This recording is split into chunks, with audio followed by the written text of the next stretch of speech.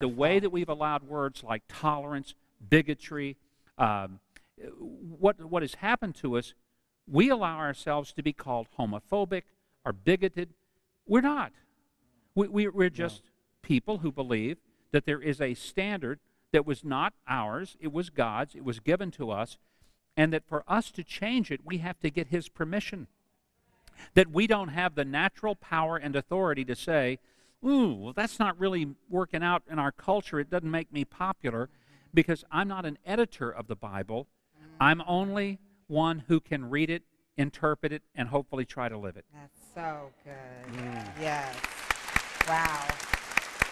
And you folks at homeschool, this ought to be one of your books you assign to your kids. Oh, yes. Because this is history.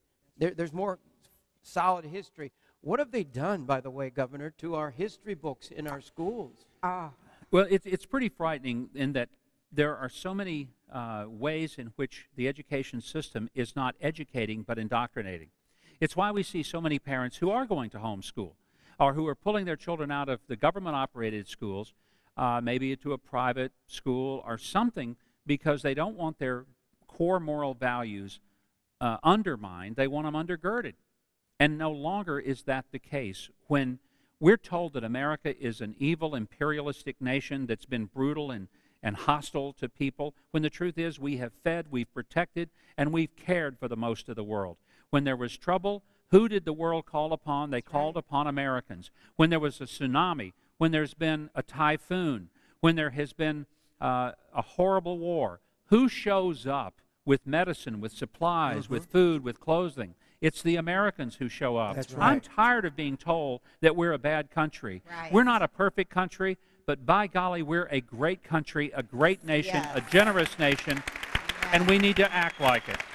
And we need to act That's right. like You know, and I know Sasha would agree with this as well, that, let me tell you right now, Grandma and Grandpa, if you saw the history books that were in my high school, you would be shocked, let alone the history books that are in colleges. I mean, I quote from this book called A Patriot's History. If you study American history in our history books today, you would think that America is founded on 3 different things: bigotry, sexism, and slavery.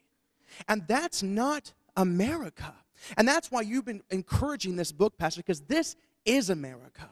Yes, we it are is. founded on Christian principles. We are founded on ideas, on values, on capitalism. I mean, that's the America that we know, and this book encourages us. Actually, at one point in time in this book, you say that if Christians, and even conservatives, if we don't challenge the things that are being brought against us, we're going to lose every vestige of our freedom. We can no longer sit down and shut up. It's time for us to stand up and for them to hear our voice.